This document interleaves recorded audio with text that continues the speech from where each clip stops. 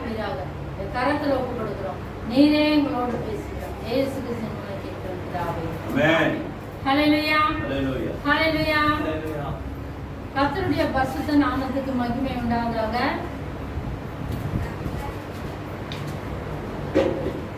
ஆண்டவராகிய இயேசு கிறிஸ்து மரித்தவர் மரித்து போனபடியே இல்லை. ஹல்லேலூயா. ஏன்னா அவர் உயிர் தெழுந்து நம்மளோடு சதா காலமும் உங்களோடு இருக்கிறேன்னு சொல்லியிருக்கிறார். ஹல்லேலூயா. ஆண்டவராகிய இயேசு கிறிஸ்து மனுஷன்களை உண்டு பண்ணும்போது ஆண்டவர் என்ன செஞ்சார்? ஆசீர்வதித்தார். ஹல்லேலூயா. இந்த மனுஷன் பாவம் செய்யும் போது மரணத்தை கொண்டு வருகிறான். ஹல்லேலூயா. மரணம் என்கிற காலாகாலமாய் ஒவ்வொருக்கும் மரணம் என்கிற ஒரு கஷ்டமான பாவத்தை கொண்டு வருகிறான். ஹல்லேலூயா. இந்த மரணத்தை ஜெயிக்கிறவன் யாருமே கிடையாது. ஹல்லேலூயா. ஆனா ஆண்டவர் ஒன்றிதான் ஜெயித்தார். ஹல்லேலூயா. ஹல்லேலூயா. ஏன் எதனால ஜெயித்தார்னா, தேவனுடைய ஒரே குமாரனாகிய இயேசு கிறிஸ்துவை நமக்காக அவர் தந்தருளினார். ஹல்லேலூயா. அப்ப பாருங்க, நமக்காக 2.5 மைல் தூரம் அவர் சிலுவையை சுமந்தார். ஹல்லேலூயா. இந்த பாவத்தின் சிலுவையை, நம்மளுடைய பாவங்கள், அக்கிரமங்கள், நம்மளுடைய எல்லா பாவத்தையும் அவர் என்ன செஞ்சாராம்? அவர் சுமந்தாராம் சிலுவையின் மீதிலே. அவர் சுமந்ததுனால நமக்கு எதுக்கெல்லாம் விடுதலை? மரணத்திலிருந்து விடுதலை. ஹல்லேலூயா. பாதாளத்திலிருந்து விடுதலை கிடைச்சிருக்கு. ஹல்லேலூயா. இப்ப இயேசு கிறிஸ்து அவர் சாவை ஜெயிக்கலன்னா, மரணத்தை ஜெயிக்கலன்னா நம்ம என்ன செய்ய முடியாது? மரணத்தை ஜெயித்தே இருக்க முடியாது. ஹல்லேலூயா. இந்த ஆட்டுக்குட்டி ரத்தம் நம்ம மேல கழுவப்படுறதுனாலதான் நம்ம என்ன செய்யறோம்? எல்லாத்தையும் ஜெயிக்கிறோம். ஹல்லேலூயா. ஏன்னா ஜெயித்த இயேசு நம்மோடு இருக்கிறார். ஹல்லேலூயா. சங்கீதம் 68ல 18ஆம் வசனத்தை நாம் வாசிக்கலாம்.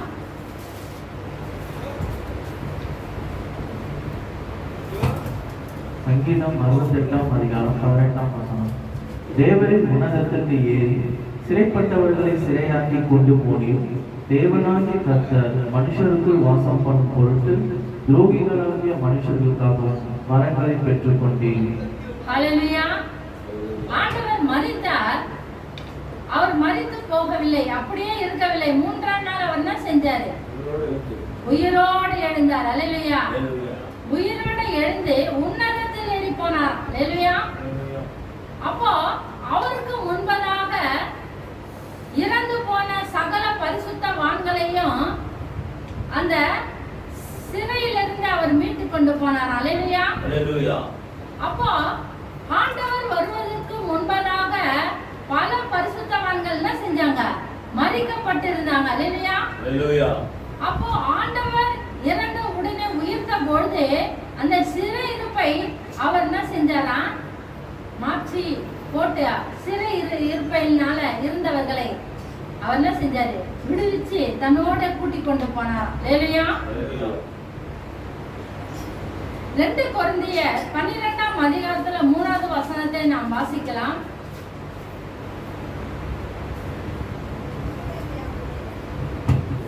2 கொரிந்தியர் 12ஆம் அதிகாரம் 3ஆம் வசனம்.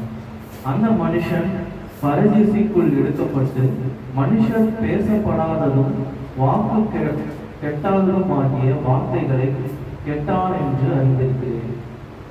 ஹல்லேலூயா. இங்க பார்க்கிறோம், ஆண்டவரே சிலுவையிலே அறையும் போது 2 கல்லர்களை தேவனோட அறையப்பட்டார்களாம். ஹல்லேலூயா. அப்ப பாருங்க, இடது புறமான கல்லன் அவரை என்ன செய்யறான்? பரிகாசம் பண்ணுகிறான். வலது புறம் கல்லனும் அவன் என்ன செய்யறான்? தன்னுடைய பாவத்துக்கு மன வருத்தப்படுகிறான். ஹல்லேலூயா. மன வருத்தப்படும் போது ஆண்டவரை வேண்டிக் கொள்கிறான். ஆண்டவரே, நீ போகும்போது என்னை உடைய சமூகத்துல கூட்டி கொண்டு போவாங்க அப்படின்னு கேட்கிறான். ஹல்லேலூயா. அப்ப பாருங்க, ஆண்டவர் சொல்றாரு, இன்றைய நிமிஷமே, இன்றைய தினமே நீ என்னோடு கூட பரதேசியில் இருப்பாய் என்று சொல்லப்படுகிறது. அல்லேலூயா. பரதேசின்றது என்னதுங்க? தேவனுடைய தோட்டம். அல்லேலூயா. இந்த தோட்டத்துல என்ன இருக்குதுன்னு பார்க்கலாம். வெளிப்படுத்தின விசேஷத்துல 2ஆம் அதிகாரத்துல 7வது வசனத்தை நாம் படிக்கலாம். வெளிப்படுத்தின விசேஷம் 2ஆம் அதிகாரம் 7ஆம் வசனம். ஆவியானவர் சபைகளுக்குள் சொல்லுகிறதை காதுள்ளவன் கேட்கக்கடவன். ஜெயம் கொள்ளுகிறவன் எவனோ அவனுக்கு தேவனுடைய பரதேசியின் மத்தியில் இருக்கிற ஜீவ வெளிச்சத்தின் கனியை புசிக்க கொடுப்பேன் என்று எழுது. ஹல்லேலூயா. பரதேசில் என்ன இருக்குது? ஜீவ விருட்சம் இருக்கிறது. ஹல்லேலூயா. அப்ப பாருங்க, இந்த அழகான தோட்டத்துக்குள்ள தேவன் நம்மளை கொண்டு போகிறார். ஹல்லேலூயா. அந்த கல்லனை என்ன செய்றாரு? அந்த பாவம் அந்த நிமிஷமே அவனுக்கு மன்னிக்கப்படுகிறது. ஹல்லேலூயா. அவன் எவ்வளவு பாவம் செஞ்சானோ அவ்வளவு பாவத்துக்கு அவன் மனதிருக்கும் போது ஆண்டவர் நிச்சயமாக அந்த பாவத்தை எல்லாம் கழுவி பரதேசிக்கு கொண்டு போகிறார். ஹல்லேலூயா. அப்ப பாருங்க, ஆண்டவருக்கு எவ்வளவு ஒரு இரக்கம், நம்ம மேல வைத்த கருணை, கிருபை எவ்வளவோ சொல்லலாம். ஆண்டவர் நம்ம மேல வைத்த அன்பு எவ்வளவு பெரியது. அன்பான தேவ பிள்ளைகளே, இன்றைக்கு கர்த்தருடைய பிள்ளைகள் நீங்கெல்லாம், நாமெல்லாம் கர்த்தருடைய பிள்ளைகள். இப்போ நம்ம செய்கிற பாவத்துக்கு நம்ம மனம் வருந்தும் போது ஆண்டவர் நிச்சயமாய் மன்னிக்கத்தக்க ஒரு வல்லவரா இருக்கிறார். அல்லேலூயா. வெளிப்படுத்தின சுவிசேஷத்துல 22ஆம் அதிகாரத்துல 1வது வசனத்தை நாம் பார்க்கலாம்.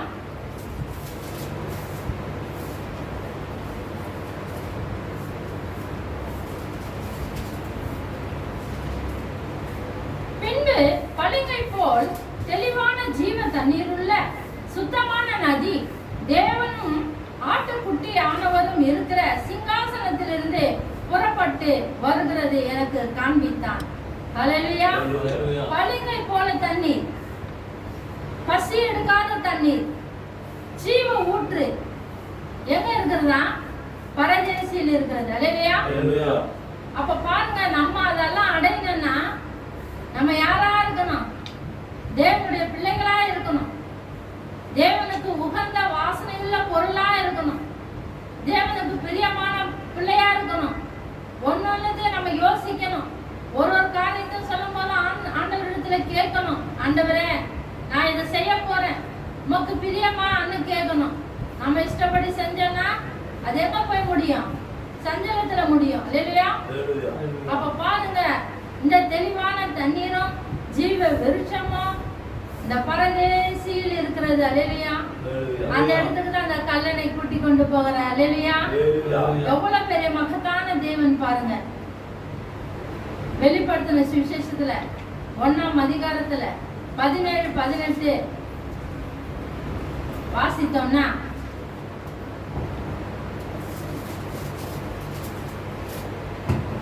வெளிப்படுத்தின விசேஷம் 1ஆம் அதிகாரம் 17ஆம் வசனம். நான் அவரை கண்டபோது செத்தவனைப் போல அவருடைய பாதத்தில் விழுந்தேன். அப்பொழுது அவர் தம்முடைய வலது கரத்தை என் மேல் வைத்து என்னை நோக்கி, பயப்படாதே, நான் முந்தினவரும் பிந்தினவரும் உயிர் உள்ளவருமாய் இருக்கிறேன். நம்ம அவர் எப்படிப்பட்டவரா? உயிர் உள்ளவரா இருக்கிறார். முந்தினவரும் பிந்தினவருமா இருக்கிறார். பாருங்க, நமக்கு எல்லா தோற்றத்திலும் அவர் இருக்கிறார். அவருக்கு தெரியாத இது ஒன்றுமே கிடையாது. அவர் ஞானத்தின் அதிபதியானவர். அவர் ஞானத்தை நம்ம கணக்கே போட முடியாது. அவர் ஞானத்துல 1000 நன்மைகள் உண்டு. அல்லேலூயா. 18வது வசனத்தை வாசிக்கலாம். 18ஆம் வசனம். மரித்தேன், ஆனாலும் இதோ சதா காலங்களும் உயிரோடு இருக்கிறேன். ஆமென். நான் மரணத்திற்கும் பாதாளத்திற்கும் உடைய திறவுகோலை உடையவனாய் இருக்கிறேன். ஆண்டவர் உயிர் தெழுந்த உடனே பாதாளத்துக்கு சென்று அதெல்லாம் என்ன செஞ்சாராம்? திறவுகோலாய் இருக்கிறேன். சதா காலங்களிலும் உயிரோடு இருக்கிறேன். ஆமென். நான் மரணத்திற்கும் பாதாளத்திற்கும் திறவுகோலுடைய சாசனத்துல இருந்து அந்த திறவுகோலை பிடுங்கினார். இந்த திறவுகோலை அவர் ஆண்டவர் இடத்துல இருக்கிறது. அல்லேலூயா. ஆண்டவர் பாருங்க, மரணத்திற்கும் பாதாளத்திற்கும் உள்ள திறவுகோல் இடத்தில் இருக்கிறது. அவர் மரணத்தை ஜெயித்தார். பாதாளத்துக்கு போற வழியை அவர் என்ன செஞ்சாரு? அடைச்சார். தேவனுடைய பிள்ளைகள் பாதாளத்துக்கு போக கூடாது என்று அவர் என்ன செய்யறாரு? அவங்களுக்கு பரலோக வாசலை திறந்து கொடுத்திருக்கிறார். அல்லேலூயா. அப்ப பாருங்க, நம்மளுடைய பாவம் மன்னிக்கப்படுகிறது. ஆண்டவரை நோக்கி பார்க்கிறவர்களுக்கு அவர் என்ன செய்யறாரு? பாவத்தை மன்னிக்கிறார். ஆண்டவர் பாருங்க, ஆண்டவராகிய இயேசு கிறிஸ்து சாகும் போது, அவர் பிறக்கும் போது நட்சத்திரம் சாஸ்திரிகளுக்கு வழி காட்டினது. அதே போல அவரை சிலுவையில் அறையும் போது சூரியன் ஒளி இழந்துதான். அப்போ ஒரு புகை மண்டலம் கிளம்பி இருந்தான் ஆண்டவர் சிலுவையில் அறையும் போது. அப்போ அந்த கடைசி காலங்கள்ல ஆண்டவர் சொல்றாரு, சூரியன் ஒளி கொடுக்காது, சந்திரன் என்ன செய்யுமா? ரத்தமாய் மாறுமா. அப்போ அந்த காலத்துல மோசஸ் இஸ்ரவேல் ஜனங்களை வழி நடத்தும் போது வாதைகள்ல கடைசி வாதையா இருந்தது என்னன்னா, ஆண்டவர் என்ன செய்யறாரு? சந்திரனை ரத்தமாய் மாற்றினாராம். இல்லையா? இந்த சந்திரன் ரத்தமாய் மாறும் போது இஸ்ரவேல் ஜனங்களுக்கு என்ன வந்துச்சு? பயம் வந்துடுச்சு. ஐயோ, என்னவோ உயிர் சேதம் வரப்போகுதுன்னு ஒரு பயம் வந்துச்சு. அப்ப பாருங்க, ஆண்டவர் சொல்லுகிறார், ஆட்டுக்குட்டி ரத்தமானது உங்களுடைய நிலக்கால்களை பூசுங்கன்னு சொல்றாரு. அல்லேலூயா. நம்ம நிலக்கால்ல ஆண்டவருடைய ரத்தம் பூசும் போது இந்த சங்கார தூதன் என்ன செய்யறான்? அந்த வீடுகளை கடந்து போகிறான். அல்லேலூயா. அப்ப பாருங்க, ஆண்டவருடைய ஆட்டுக்குட்டியான ரத்தம் நம்மள இருந்துச்சுன்னா நாமளும் என்ன செய்யலாம்? மரணத்தை ஜெயிக்க தேவன் நமக்கும் வல்லமை கொடுத்திருக்கிறார். அல்லேலூயா. அவரை போல நாம என்ன செய்வோம்? உயிர் பிற்போம். அந்த நிச்சயத்தோட நம்ம வாழ்ந்து கொண்டிருக்கிறோம். அல்லேலூயா. அப்ப பாருங்க, அந்த சங்கார தூதன் கடந்து போகும்போது ஏன் கடந்து போறேன்னா, அந்தந்த நிலக்கால்கள்ல ஆட்டுக்குட்டியானவர் ரத்தம் இருக்குதான். அல்லேலூயா. அது எல்லாத்துக்குமே பயப்படக்கூடிய ஒரு ரத்தம். அல்லேலூயா. பரிசுத்தமுள்ள ரத்தம், பாவமில்லாத ரத்தம், நமக்காக சிந்தின ரத்தம். அந்த ரத்தத்துக்கு பயப்படாத ஒண்ணுமே கிடையாது. அந்த ரத்தத்துக்கு கட்டுப்பட்டு ஆகணும், எல்லாமே கட்டுப்பட்டு ஆகணும். அப்ப பாருங்க, ஆண்டவர் நமக்காக வந்தார் இந்த பூமியில.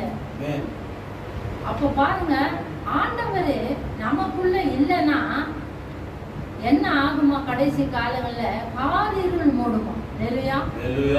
யாருமே காணக்கூடாத காரிருள். சூரியன் ஒளி கொடுக்காது, சந்திரன் ரத்தமாய் மாறும், நட்சத்திரங்கள் உதிர்ந்து கொட்டும். ஆண்டவர் சிலுவையில அறையும் போது கண்மலை பிளந்ததுன்னு நம்ம வேதத்துல படிக்கிறோம். இல்லையா? இந்த கண்மலை பிளந்ததுன்னா ஒண்ணு யோசித்து பாருங்க, அந்த இயற்கை எல்லாம் அவரை என்ன செய்யுது? வருத்தத்துடன் அதெல்லாம் தெரிவிக்குது. இல்லையா? மேகம் மந்தாரம் ஆடுது, சூரியன் ஒளி கொடுக்கல, கண்மலை அதிருது, பூமி அதிருது, கண்மலை பிளந்தது. இதெல்லாம் பாருங்க, ஆண்டவருடைய ஒரே குமாரனாகிய இயேசு கிறிஸ்துவின் ரத்தம் இந்த பூமியில விழும்போது இதெல்லாம் என்ன செய்தான்? அசைக்கப்படுகிறதா. இல்லையா? அப்ப பாருங்க, நம்ம எவ்வளவு உண்மையான ஒரு தேவனை ஆராதிக்கிறோம். அல்லேலூயா. வானத்தையும் பூமியை உண்டாக்கின சகல அதிகாரியும் பெற்றுள்ள ஒரு தேவனை ஆராதிக்கிறோம். அல்லேலூயா. அப்ப பாருங்க, ஆண்டவருடைய உயிர் போகும்போது ஆண்டவர் 60 அடி நீளம் அந்த திரைச்சீலையை என்ன செய்யறாரு? கிழிக்கிறார். அது வரைக்கும் எல்லாம் என்ன செய்வாங்க? ஆசாரியர்கள் தான் உள்ள போய் என்ன செய்வாங்க? தேவனை தரிசித்து கொண்டு வருவாங்க. ஆனா ஆண்டவர் விழாவில குத்தும் பொழுது ஆண்டவர் என்ன செய்யறாரு? நெஞ்சம் பிளந்து எல்லாருக்கும் அவர் வழி விடுகிறார். அல்லேலூயா. எல்லாம் இவங்க தான் போனான்னு கிடையாது. அந்த திரைச்சீலையை கிழிக்கிறார். எல்லாரும் என்கிட்ட வர முடியும், எல்லாரும் என்கிட்ட பேச முடியும், எல்லாரும் என்கிட்ட எல்லாத்தையும் கேட்க முடியும். உங்களுக்கு ரட்சிப்பு உண்டு, உங்களுக்கு சமாதானம் உண்டு. யாரெல்லாம் என்ன தேடி வரீங்களோ அவங்களுக்கெல்லாம் விடுதலை உண்டு. பாவத்தினால விடுதலை, மரணத்தின் விடுதலை, பயங்கரமான எல்லாம் கட்டுறது விடுதலை ஆண்டவர் கொடுத்து விட்டார். அல்லேலூயா. அதுதான் நாம் பேசுகிறோம்.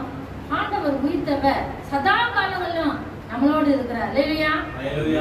ஆண்டவர் ஜெயித்தது போல நாமும் என்ன செய்வோம்? உலகத்தையும் ஜெயிப்போம், பிசாசையும் ஜெயிப்போம், எல்லாத்தையும் ஜெயித்து நம்ம அவரோடு நித்திய நித்தியமா வாழக்கூடிய பரலோகத்தில் நம்ம இருப்போம். அல்லேலூயா. 2 பேதுரு 2ஆம் அதிகாரத்துல 17வது வசனத்தை படித்து நாம் முடிக்கலாம்.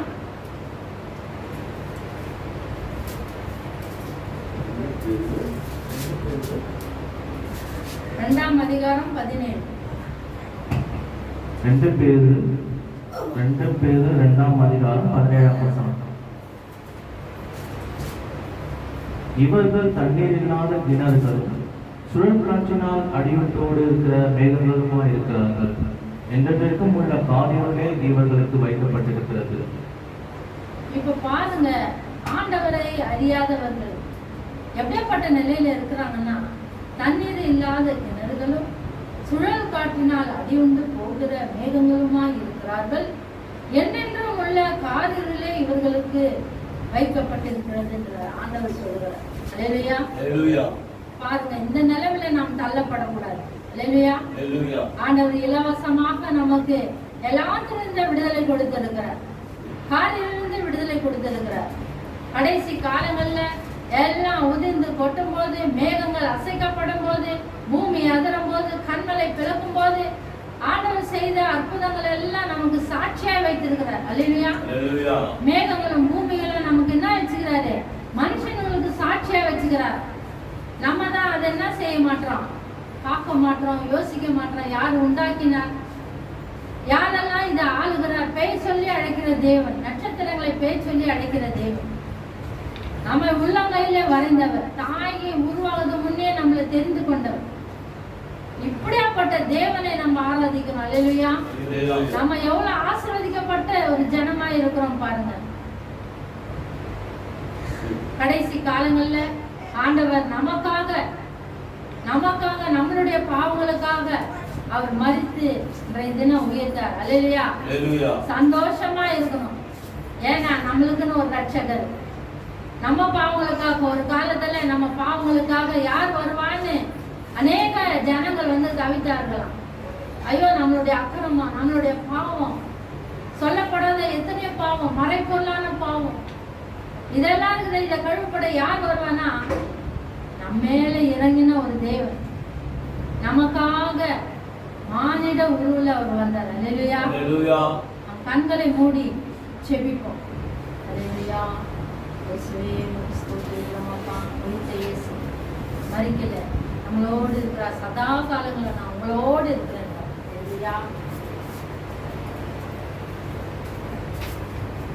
அல்லேலூயா. ஆண்டவரே, உம்மை ஸ்தோத்திரிக்கிறோம். இந்த நாளிலே கர்த்தாவே, இந்த நாளிலே ஆராதிக்கும்படியான எங்களுக்கு கொடுத்த இந்த கிருபைக்காக நாங்கள் நன்றி செலுத்துகிறோம். இஸ்லாத்துக்காக நன்றி செலுத்துகிறோம்.